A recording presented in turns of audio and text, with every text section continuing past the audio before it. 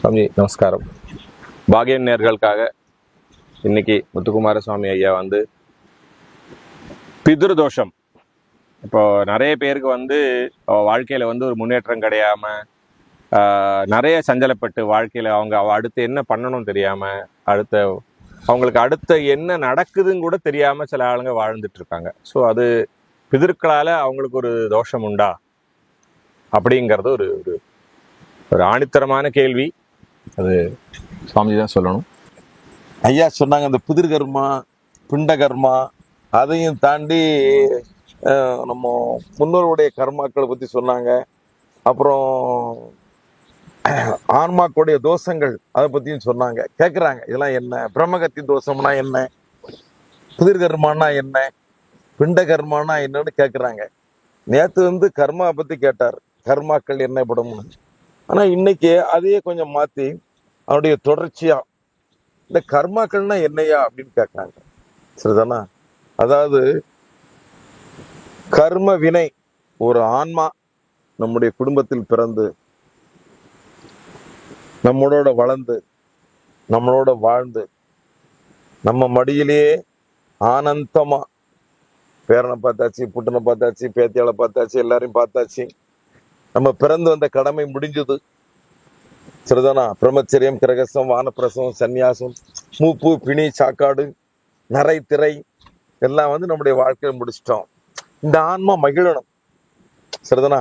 காதில் செய்யும்போது மகிழ்ச்சி வருது, சுவையான உணவு சாப்பிடும்போது மகிழ்ச்சி வருது, ஆனந்தமா ஒரு பாட்டை கேட்கும் போது மகிழ்ச்சி வருது, இவங்க குற்றாரில் குளிச்சாலும் ஒரு மகிழ்ச்சி வருது. அப்போ இந்த ஆன்மாக்களுக்கு மகிழ்ச்சின்னு ஒண்ணு இருக்கலாம். இந்த ஆன்மா மகிழ்ந்தே வாழ்ந்துட்டா புதிர்கர்மா கிடையாது. ஒரு மனிதன் இறந்து போற தருவாயில அப்படியே பார்க்காங்களா எல்லாரையும், பிள்ளை வந்துருதா, பேரன் வந்துட்டானா, மருமகம் வந்துட்டாளா, எல்லாரையும் பார்த்துட்டு அந்த ஆன்மா விடைபெறும் பொழுது முருகா, நாராயணா, சிவாய, இல்ல அல்லாவோ, இயேசுவோ, எந்த சாமியோ நினைச்சு அவங்களுக்கு பிளஸ்ஸிங் பண்றான் பாருங்க. அந்த ஆன்மா பார்க்கும், என் பையன், இது என் பேரன், இது பேரனுக்கு பேரன். அப்ப 3 தலைமுறையை பார்த்தோன்னா இங்க இருந்து தோற்றுவிக்கப்பட்ட இந்த ஆன்மா தான் பித்திரு. பித்திருங்கிறதுக்கு விதைன்னு ஒரு பொருள் இருக்கு. பித்திரு அப்படின்னா விதை, அது வளர்ந்துகிட்டே போகும். அதான் பிதிர்னு ஒரு பிண்டம் அப்படின்னானது உருட்டி வைக்கிறது. சரிதானா? பிதிர் பிண்டமே ரெண்டும் ஒண்ணுதான். அதனால விதை கர்மாக்கள்னு பேர் இருக்கு.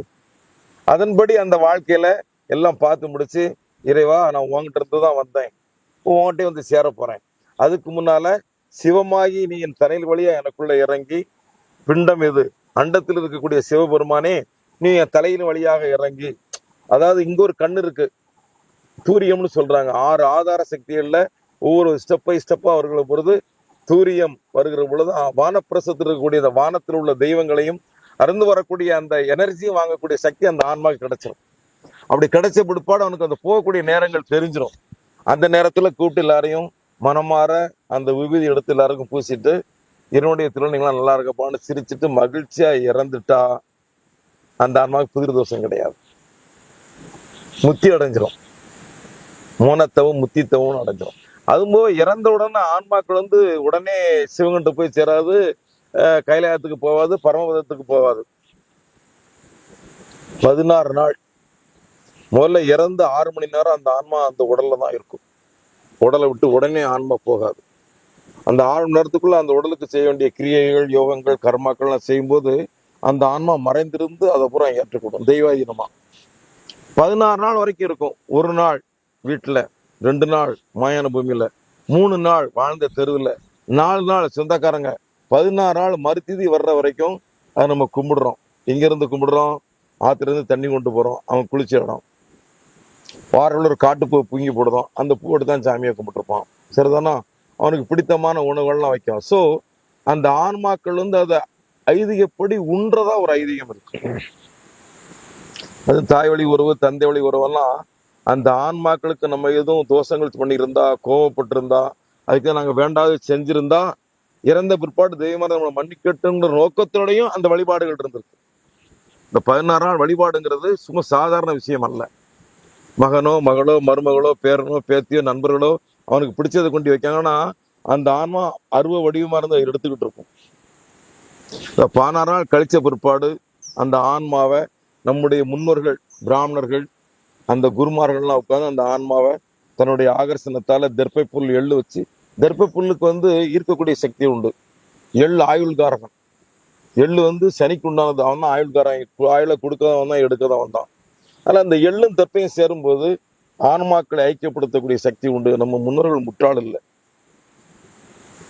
கண்ணுக்கு புலப்படாத நேர்ச்சியை கொண்டாந்து கொடுக்கக்கூடிய சக்தி அதுக்கு உண்டுன்னு அந்த ஆன்மாக்களை கூப்பிட்டு, அந்த ஆன்மாவுக்கு உண்டான குறைகள் இருந்தால் நிவர்த்தி பண்ணி, அதுக்கு உண்டான படைகள்லாம் போட்டு அந்த ஆன்மாவை பூஜை பண்ணி, அந்த வீட்டை சுற்றி தலையை சுற்றி பெத்த மக்கள்கிட்ட கொடுத்து ஓடுகிற கங்கையில கொண்டு கரைச்சிருவாங்க.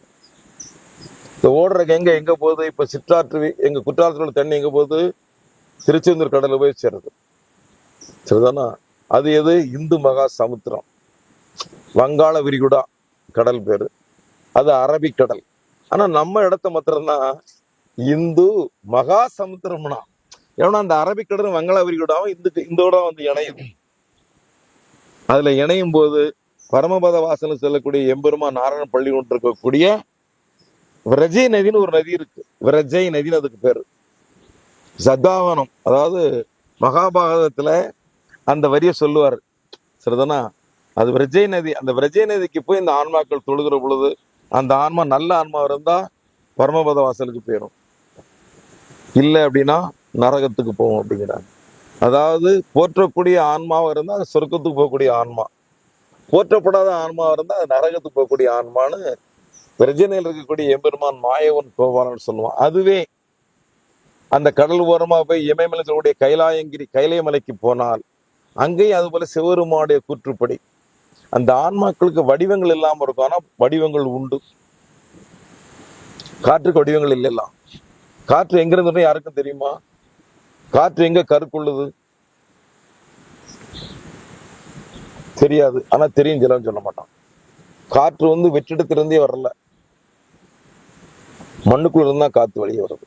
அதான் ஓசோன் உயிர். நீங்க விளக்க எப்படி பிடிச்சாலும் மேல்நிக்கு தானே போகுது. காத்து மேல்நிக்கு இருந்தா விளக்கு கிள்ளிங்களா இருக்கணும். சரிதானா? இந்த உயிர் இந்த மண்ணுக்குள்ள இருந்தா வரும். மண்ணுக்குள்ளதான் எல்லாம் இருக்கு. இந்த மண்ணு இல்லாட்டா நம்ம இல்லை. தானியங்களோ பல வகைகளோ உயிர்களோ உயிர் வாழ்றதுக்கு உண்டான எனர்ஜியோ மண்ணுக்குள்ள இருந்தா வரும். அதனால இந்த ஆன்மாக்கள் மண்ணில் உண்டு மகிழ்ந்த அந்த 16 நாள் வச்சு கும்பிட்டு நம்ம போல நதியில கரைச்ச உடனே விரஜய நதிங்கிற நதிக்கு போகிறது. அங்கு போய் அந்த ஆன்மாக்கு தோஷங்கள் இருந்தால் அந்த தோஷ கர்மா அவனுடைய குடும்பத்துக்கு தீர்மானிக்கப்படும்படியான செயலை இறைவன் செய்கிறான். அந்த ஆன்மா நீ ஒழுங்கா கரையேற்றிட்டுன்னா உனக்கு பிதிர் கர்மா கிடையாது, பிண்ட கர்மா கிடையாது, பித்திரு தோஷம் கிடையாது. நீ முறையா செய்யாட்டா என்ன செய்யும்? இறைவனுடைய கணக்குல உனக்கு அது மீண்டும் உன்னுடைய சந்ததிக்கு வழங்கப்படும் சொல்றாங்க. சிரார்த்தம்னு பிறகு சிரார்த்தம் சிரத்தையோட செய்யக்கூடிய காரியம்னு பிறகு இறந்து போய் சிரார்த்தம் சிரத்தையா நீ செய்யணும்டா. அது எங்க அம்மா, இது எங்க அப்பா, இது எங்க தாத்தா, இது எங்க பாட்டன், அவங்க வழியில நான் வந்தவன், அந்த உயிர் தான் என்கிட்ட இருக்கு. தாத்தா நீங்க கொடுத்த உயிரை கொண்டு நான் உங்க அப்பாவுக்கு கும்பிடுதோம், உங்க அம்மாவுக்கு கும்பிடுதோம், உங்க தாத்தாவுக்கு கும்பிடுதோம், பாட்டிக்கு பிதிர் பின்னோக்கி போகக்கூடிய ஆன்மாக்களை கும்பிடக்கூடிய தன்மைக்கு தான் பிதிர் கர்மான்னு பேர். அந்த பிதிர் கர்மாக்கு பிண்ட கர்மான்னு பேரு. நம்ம பிண்டமா தான் தாய் வயிற்றுல பிறக்கும். சரிதானா? 5வது மாசம் தான் ஹிருதயமும் போன் முதுகுத்தண்டு 36 எலும்பு வருது. அதெல்லாம் நமக்கு உண்டான விதிகள்லாம் சொல்லப்படுதுன்னு மனு தர்ம சாஸ்திரங்கள் சொல்லுது. அதுபோல அந்த ஆன்மா இறைவனுடைய கணக்குப்படி தோஷமுள்ள ஆன்மா இருந்தா என்ன பண்ணும்? நம்ம வீட்டுல நல்ல காரியங்கள் நடக்கும்போது புதிர் தோஷம் இருக்குன்னு ஜோசியர் சொல்லுவாரு, பிண்டகர்மா தோஷம் இருக்குன்னு சொல்லுவாரு. சரி, இந்த தோஷங்கள்லாம் எங்க கழிக்கப்படுது, எங்க போனா சரியாகும் அப்படின்னு பார்க்கும் பொழுது நம்முடைய இடங்கள்ல 4 இடங்கள் சொல்றாங்க. எம்பெருமான் மாயவன் கோபாலன், மதுசூதனன், திருவிக்கிரமன், பராக்கிரமன் இருக்கானே எங்க அப்பன் கோபாலன். அவன் மகாபாரத போர் முடியும் போது, மகாபாரத போர் முடிஞ்ச பிற்பாடு அந்த ஆன்மாக்கள்லாம் முத்தி கிடைக்கணும்னு ஒரு நதியை உண்டாக்கி அந்த நதியில பிதிர்கர்மா பகவான் கொடுத்திருக்கிறதா வரலாறு இருக்கு. 108 திவ்ய தேசங்கள்ல நவமுகுந்த கஷேத்திரம்னு பேரு. பாரத புலான ஒரு நதி ஓடுது, திருநாவாயின்னு பேர். அங்க இன்றும் காலையில மகாவிஷ்ணு, நீ உண்மையானவனா இருந்து பக்தியானவனா இருந்து நீ நியாயமானவன் இருந்தா அந்த நதிக்கரையில காலையில மகாவிஷ்ணு நீ பார்க்கலாம். ஞானமும் வைராக்கியம் நம்ம வசப்பட்டா தெய்வம் நம்ம வசப்பட்டுரும் ஐயா. ஞானத்தையும் வைராக்கியத்தையும் நமக்குள்ள கொண்டு வரணும். மதுவுக்கு அடிமையாகாமலா அத மாதிரி மனதுக்கு அடிமையாகும், பக்திக்கு அடிமையாகணும். அதான் அன்பனும் பிடிக்குள் அகப்படும் கருப்பொருள் இறைவன் சொன்னான். அதுபோல நீ 4 மணிக்கு நீங்க அந்த சிரார்த்தனை முன்பு பார்த்தா மாயவன் கோவாலன் நீ கண்கூட பார்க்கலாம். நமக்குள்ள புதிர்கர்மாக்களை வாங்கி கொண்டு நமக்கு சுகத்தை கொடுக்கக்கூடிய, நம்முடைய பாவத்தை போக்கக்கூடிய தலங்கள்ல இது முக்கியமான சேத்திரம். 4 to 6 காலையில போயாச்சுன்னா அங்குள்ள பிராமணால் கூட வரிசையா வந்து நதியில நிப்பாட்டி நமக்கு செய்ய வேண்டிய கிரிகள்லாம் செஞ்சு அப்படியே அங்க கொடுத்துருவாங்க. நதியில மகாவிஷ்ணுவே வந்து திருப்பணத்தை வாங்குறாரு. உன் படைப்புக்கு காரணம் நான் தான்டா அப்படி சொல்லிட்டாருல. அதாவது நான் வந்து நதியில ஓடக்கூடிய ஜீவராசியில மீனாக இருக்கிறேன், பறவை இனத்தில் கருடனாக இருக்கிறேன், மனுஷன் தெய்வ ரூபையான மனித வடிவத்தில் இந்திரிய வடிவமாக இருக்கிறேன். நான் இந்திரியம்னா என்னது? ஆணும் பெண்ணும் பழகிற பொழுது பரிமாறக்கூடிய விந்துக்கு பேரு இந்திரியம்னு பேரு. அந்த வடிவமா நான் இருக்குன்னு கீதையில கண்ணன் சொல்லியிருக்கான். ரொம்ப படிச்சு தொலைச்சிட்டேன், பேச வேண்டியிருக்கு. என்னைய சொல்லிய சாமி வேற புதிர்கர்மா பத்தி கேட்டாவோ யார்ட்டையும் கேட்டுப்போ யாரும் ஜனம் விளக்கம் சொல்லி இருக்க மாட்டாங்க. சரி இப்படி கிறுக்கம் இருக்கவன்ட்ட போய் கேட்டா எல்லாம் விளக்கம் சொல்லும். அவனு சாமி வந்து கேட்டிருக்கா. அதாவது அனந்த பத்மா, அனந்த நாராயணன் ஒரு பேரு. அவரு பேரை கேட்கலே பயமா இருக்கு. இருந்தாலும் சொல்ல வேண்டியது இருக்குல்ல ஐயா. மாயவன் கோவலன் பேர் உடையவன். அதான் இதெல்லாம் கேசெல்லாம் சொல்லணும் தம்பி. சும்மா ஒரு பேட்டி கொடுத்த மாதிரி கையை கட்டி இருக்க கூடாது. யதார்த்த உண்மையை யதார்த்தமா பேசி பாருங்க. பேரங்கிட்ட ஒரு அன்பா பேசணும், மகட்ட ஒரு அன்பா பேசணும். இல்ல தாய் எங்க போற இந்த மாதிரி அன்பா பேசணும். யாரும் பேசுறாங்கன்னா கடவுளையும் நான் அன்பா தான் பார்ப்பேன். இல்லையே கண்ணா என்னையது அப்படிம்பேன். குருவாயூர் கண்ணன் யாரும் ஏழனு கூட முடியுமா? அவனை கடவுளை பார்த்தாதானே கடவுள் எனக்கு. அவன் எனக்கு உற்ற தோழன். கண்ணனே சொல்லிருக்காருல்ல, நான் உனக்கு தோழனா இருக்கோம் இருக்காரு, தாயா இருக்கோம் இருக்காரு. கடவுள் அப்படி பாருங்கடா. கடவுள் வந்து கொல்லக்கூடிய கடவுள் இல்லையே, யாரையும் தண்டிக்கக்கூடிய கடவுள் இல்லையே. நீ நியாயமா பார்த்தீங்கன்னா அவரும் தாயா இருப்பார். தாயாய் தந்தையாய் தமக்கையாய் அன்புள்ள மாமனும் நீ மாமியும் நீ எல்லாம் சொல்லியிருக்காங்கல்ல. அது போல நம்முடைய புதிர்கரமாக போக்கக்கூடிய கடவுள் யாருன்னா அவன் கண்ணன். கரெக்டா 4 to 6 அந்த புதிர்கர்மா அங்க போகும். அந்த புதிர்கர்மா நம்ம முன்னோருடைய கர்மாக்கள்ல என்னென்ன பாவங்கள் இருக்கு, என்னென்ன நம்ம முன்னோரால இம்சை பண்ணியிருக்கோம், தாத்தாவையோ பாட்டியோ அப்பாவோ என்னென்ன கொடுமை பண்ணியிருக்கோம், அதுக்குண்டான அந்த கஷ்டத்தை அந்த ஆன்மா கொடுக்கும். அதான் புதிர்கர்மா பிண்டகர்மான்னு பேர். தாய் தப்பனுக்கு உண்டான ஒழுங்கா சேட்டாலோ, கணவன் மனைவி பிள்ளைகளுக்கு உண்டான கர்மாக்கெல்லாம் ஒழுங்கா பண்ணாட்டாலோ அந்த பிள்ளைகளுடைய சாபத்துக்கான அதுவே ஒரு கர்மா தான். இல்லை நீ மத்திர மகிழ்ச்சியா இருக்க, அவனுக்கு பெத்த பிள்ளையும் மகிழ்ச்சியா இருக்கணும்ல, உன்னை நம்பி அந்த பொண்டாட்டியும் மகிழ்ச்சியா இருக்கணும்ல. உன் மகிழ்ச்சியை பாரு, நீ வாடு குடிச்சு போயிட்டு தான் நல்லா இருக்கலாடா செல்லம். உன் மனைவியை பார்க்கணும், உன் பிள்ளைய பார்க்கணும். அம்மா அப்பா அண்ணன் தம்பி தர முடியாத சுகத்தை கொடுத்துருக்கோன்ட்டு பிள்ளைய பத்து கொடுத்துருக்க அவளை பார்க்கணும். என்ன அந்த சுகத்தை நீ அந்த அந்த குடும்பத்தினை ஒழுங்கா கொண்டு போயிரு. புதிர்கர்மா தோஷமே வராத. இப்ப இனிமேல நீங்க ஒழுங்கா இருப்பீங்களா? சரிதானா? என் பேச்சுக்கிட்டு நீங்க ஒழுங்கா நீங்க இனிமேல் புதிர்கர்மா இல்லாம இருக்கும்ல. அதனால அங்க போய் கேட்டா அந்த புதிர்கர்மாக்கள் ஆன்மாக்களுடைய தோஷங்கள் போகும்னு சொல்றாங்க. 2வது திவ்ய சேத்திரம் ஸ்ரீரங்க பெருமான் திருத்தலம். அங்க இருக்க இடத்துக்கு பேரு அம்மா மண்டபம்னு பேரு. அம்மா மண்டபம்னு ஏன் பேரு? ஒரு தாழ்த்தப்பட்ட குலத்தை சேர்ந்த பாணான் வயலின் வாசிச்சுக்கிட்டே இருக்கான், வீணை. அவரை உள்ள விட மாட்டேக்காங்க. புராணங்கள் சொல்லுது, நான் சொல்லலையா. அந்த பாணான கோயில்களை விட மாட்டோம்னு அப்புள்ள அங்குள்ள ஒரு சில ஜாதி ஆட்கள் சொல்றாங்க. அதையும் தாண்டி அவன் யாழ் போயிட்டுறான். மகாவிஷ்ணுங்க வந்து கேட்டு போறாரு. மகாவிஷ்ணுங்க வந்து அவனுடைய அந்த யாழை பிடிங்கிறதாங்க. கையில நரம்பு கிழிச்சு படிக்கான். மகாவிஷ்ணு மகாலட்சுமியுமே வந்துட்டாங்க. எப்பா இப்படி ஒரு கர்மாக்கு ஆளாயிட்டாங்க. பெரிதா புதிர்கர்மா எங்க ஆரம்பிக்குன்னு தெரியுதா? புதிர்கர்மா பிண்டகர்மா எங்க ஆரம்பிக்கு? இறைவனை போற்றி பாடுகிற ஒருவனை இறைவனை பாட விடாமல் இம்சை பண்ணா புதிர்கர்மாக்குள்ள போய் சேவனு அந்த புராணம் சொல்லுது. என்னுடைய கருத்தல்ல, ஸ்ரீரங்க மகாமத்தியத்துல சொல்ல விஷயத்த நான் உங்கள்கிட்ட சொல்லுவேன். அப்போ உடனே மகாவிஷ்ணு கேட்டாரு, மகாலட்சுமி நீ ஏமா வந்தேன்னாரு. உனக்கும் பிள்ளைன்னா எனக்கும் பிள்ளைதானே அப்படின்னா. உடனே அந்த பாணானுக்கு காட்சி கொடுத்து அவனை ஒருவனாக ஏற்றுக்கொண்டு இன்னைக்கும் அவனுடைய அந்த திருமேனியும் அந்த ஆன்மாவும் வீர ஆஞ்சநேயர் சொல்லக்கூடிய ஆஞ்சநேயருக்கு முன்னால திருப்பாணானுடைய ஆழ்வார் சன்னதி இருக்கு, குலத்தில் தாழ்ந்தவன். அப்பதான் சொன்னா, எனக்கு நீங்க காட்சி கொடுத்தா மாத்திரம் போறாது, இது போல தன்னைத்தானே இம்சிச்சவன், பிறர் ஆன்மாக்கால இம்சிக்கப்பட்டு பிதிர்கர்மா தோஷம் பெற்றவன், பிண்டகர்மா தோஷம் பெற்றவன் இங்க வந்து கும்பிட்டா அந்த கர்மாவை போக்கும்படி எனக்கு ஒரு வரத்தை கொடுங்கன்னு பாணான் கேட்டான். பாணாழ்வார் கேட்டதுனால அம்மா மண்டபம்னு சொல்லக்கூடிய அம்மா மண்டபம் ஸ்ரீரங்கத்துல இன்னைக்கும் இறந்து போன ஆன்மாக்களுக்கு பீர்கர்மா பிண்டகர்மா சேவிக்கப்படுகிறது. இடம் என்னடா? மகாலட்சுமி மண்டபம். என்ன போகுது? ஆன்மாக்குள்ள கர்மாக்கள் தோஷங்கள் போகுது. சரியா? மூணாவது சேத்திரம் ஸ்ரீவாஞ்சியம்னு பேர். தஞ்சாவூருக்கும் கும்பகோணத்துக்கும் உடலுக்கு ஸ்ரீவாஞ்சியம். அங்க சிவபெருமானே வந்து பீர்கர்மா வாங்கினதா அங்குள்ள வரலாறு சொல்லு. யம தர்மனுக்கு இங்கதான் தனியா கோயில் இருக்கு. யமன் ரொம்ப நல்லவன். அவன் யாரை எப்போ துங்குனதையும் தூக்கிடுவான், சில பேரை கொண்டுகிட்டே இருப்பான், பாவம் பண்ணவனை. சரிதானா? அங்க யம தர்மனுக்கு தனியா சன்னதி இருக்கு. குப்த கங்கைன்னு அங்க ஒரு கங்கை இருக்கு. காசியை விட முக்கியமான பெரிய சேத்திரம். எம்பெருமான் முருகப்பெருமான் ரிஷிபவானத்துல உட்கார்ந்து அப்பாவுடைய வாகனத்தை வாங்கி அப்பா மாதிரியே இறந்து போன ஆன்மாக்களுக்கு பீரர்மாக்களுக்கு தோஷத்தை பார்க்கக்கூடிய தன்மையில முருகன் அங்க இருக்கிறார். ஸ்ரீவாஞ்சியம்னு பேரு. பெரிய அற்புதமான சேத்திரம். அங்க உங்க பீர்கர்மா போகணும், பிண்டகர்மா போகணும், பிரம்மகத்தி தோஷம் போகணும்னா பச்சரிசி சந்திரன் அம்சம் பச்சரிசி 10 கிலோ வாங்கி அங்குள்ள ஐயர்வாள்கிட்ட தானமா கொடுத்துட்டு உங்க முன்னோருக்கு தர்ப்பணம் பண்ணுங்க. 7 பிறவிக்கு உண்டான கர்மாக்கள் பேரும். புதிர்கர்மா 20 நிமிஷம், பிண்டகர்மா 20 நிமிஷம். பகவான் அதான் பார்த்தா இப்படிப்பட்ட தப்பு பண்ணாலும் அவனுக்கு ஒரு நல்ல மோட்சகதியை கொடுக்கணும்னு நதிக்கரையில் உள்ள புண்ணியமான சேத்திரங்களை வகுத்து வச்சிருக்கிறார். புதிர்கர்மா என்பது உண்டு, புதிர்கர்மா என்பது உண்டு, பிண்டகர்மா உண்டு. ஒரு அற்புதமான சேத்திரம். முத்தி தருகிற மோனத்தவம் பெற்ற திருத்தலம். அவந்திகா, காஞ்சி, காசி இப்படி நிறைய சொல்லியிருக்காங்க. அதுல காசிங்கிற சேத்திரம் அற்புதமான ஒரு சேத்திரம். அங்க 63 காட் இருக்கு. இந்த 63 காட்டுல அயோத்தியா காட், அர்ஜெந்திரா காட்.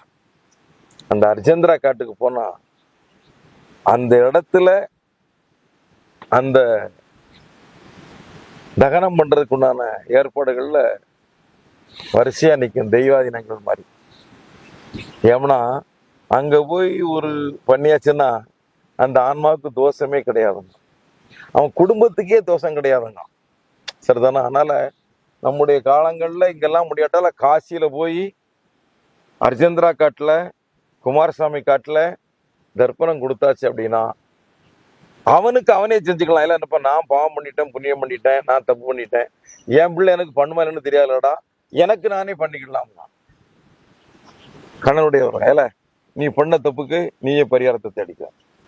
குருவாயூர்ல உள்ள கோலோச்சி மாமனாளர் எம்பெருமான் குருவாயூரப்பன் அங்க பூஜை பண்ணக்கூடிய தாமோதரன் என்கிற போத்தி ஐயா எனக்கு மரியாதை செய்யும் பொருட்டு இங்க வந்தாங்க.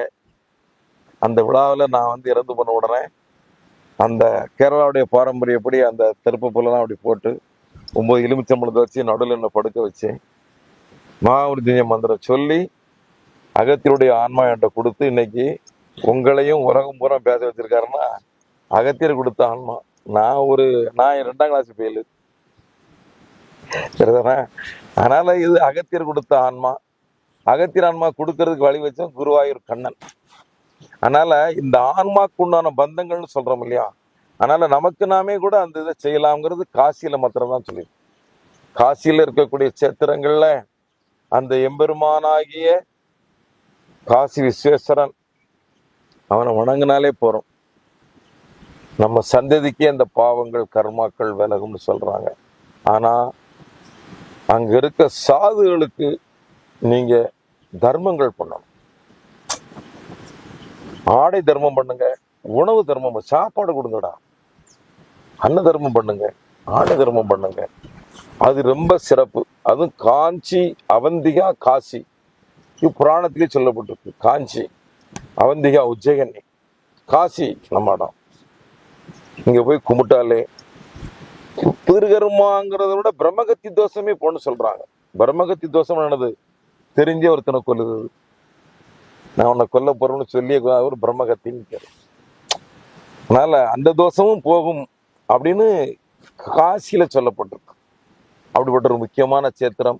இந்த 4 பெரும் சேத்திரங்களை 2 தமிழ்நாட்டில் இருக்கு, 1 கேரளாவில் இருக்கு, 1 உத்தரகாண்ட்ல இருக்கு.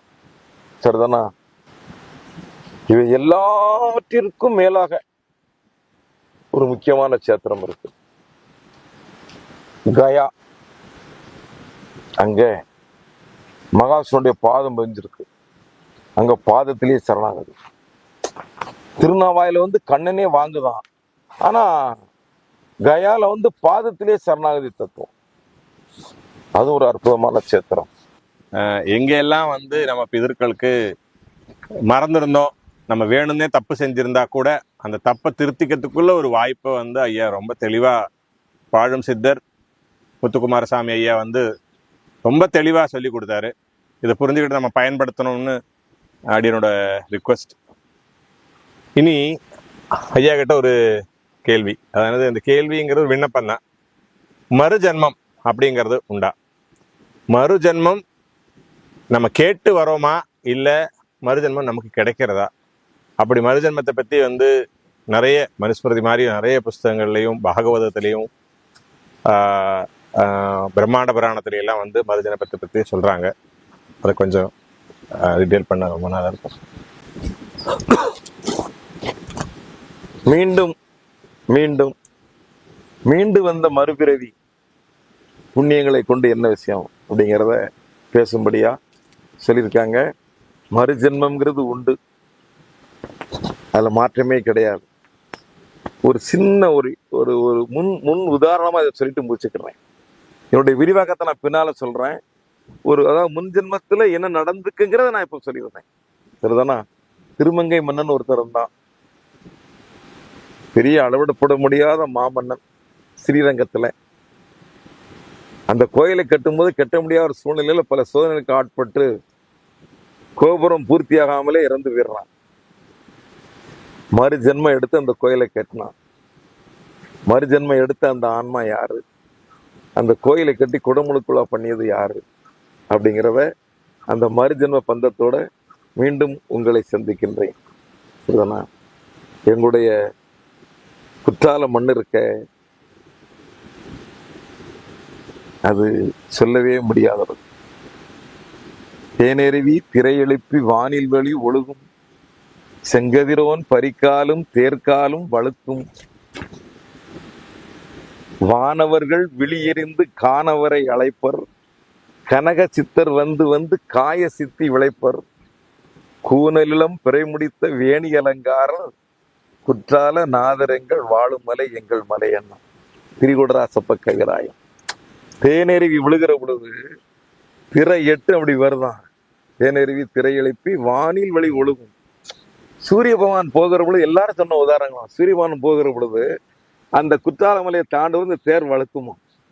செங்கதிரோன் பரிக்காலும் தேர்காலும், குதிரைக்கால் மாத்திரம் வழுகல, அந்த தேர்காலும் வழுக்கணும். ஒரு கற்பனை கலந்த உண்மை ஓமை. தேர்காலும் பரிக்காலும் வழுகும். வழுகும்போது அந்த அன்னைக்கு அந்த சூரியவான் மேல பார்த்தாருன்னா, வானவர்கள் வானத்தில் வாழக்கூடிய தேவர்கள் விழியறிந்து கண்ணால இந்த காட்டை பார்க்காங்களாம், கனகத்தை பார்க்காங்களாம். கனக சித்திரை பார்க்கிற பொழுது இந்த காட்டில் வாழக்கூடிய சித்திரை வானவரை பார்க்காங்களாம். வானவர்கள் விழியறிந்து காணவரை அழைப்பர். சித்தர் பூலோகத்தில் இருக்காங்களா, மேலோகத்துக்கு வாங்கன்னு கூப்பிடுவாங்களாம். ஆனா இவர் சொல்வாராம், அதை விட இங்கதான்டா பெரிய விஷயம் இருக்குன்னு. கனக சித்தர் வந்து வந்து காய சித்தி விளைப்பர். அங்க காய சித்தி கிடையாது. எங்க புதிய மலைக்கு வந்தா அகத்தியர் இருக்காரு, திரிகுடா தலைவி இருக்காரு, எங்க அம்மா செம்பதேவி இருக்கா, என்ன தில்லைக்குத்து நடராஜன் இருக்கா, நீங்க எங்க வாங்கடா அப்படின்னு சிவனை அழைக்கிறதா அந்த பாடல் சொல்லுது. இது ஒரு உண்மை. மார்கழி மாசம் 8ஆம் நாள் அன்னைக்கு திருவாதிரை நாள்ல நடராஜ பெருமான கொண்டு சித்திர சபையில மலையை நோக்கி வச்சு ஆனந்த பைரவி ராகத்தை நாதாசரத்துல வாசிப்பாங்க. அதுக்கு தகுந்த மாதிரி தீப ஆதாரம் நடக்கும். இன்னைக்கும் பார்க்கலாம். அந்த மாதிரி அப்பேற்பட்ட ஒரு புண்ணியமான இடத்துல வாழ்ந்து பிறந்து இது போல நல்ல செயலவங்களை சொல்லி கொடுத்துக்கிட்டு இருக்கேன். இந்த ஆன்மாக்களும் புண்ணியமான ஆன்மா. இன்னைக்கு என் கூட இருந்து இந்த இடத்த பார்க்காங்கலாம். அதனால வழங்குகொடை மகராசர் குறும்பலாவினீசர் வாழுகின்ற திரிகூட மலையங்கள் மலையே. தில்லை சிற்றம்பலம்.